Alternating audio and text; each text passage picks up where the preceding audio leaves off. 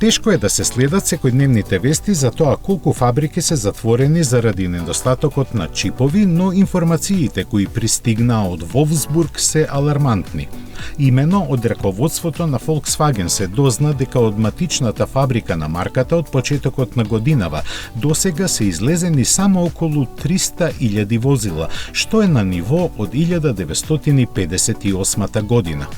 Колку е оваа бројка лоша, кажуваат податоците дека до пред избивањето на ковид пандемијата во оваа главна фабрика на Volkswagen годишно се произведуваа и до 800.000 возила.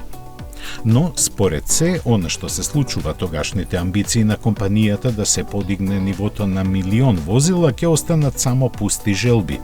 Тешко ќе биде дури и да се достигне ланската бројка од 500.000 возила, а според прогнозите, проблемите со набавката на електронски компоненти ќе се растегне и низ идната година.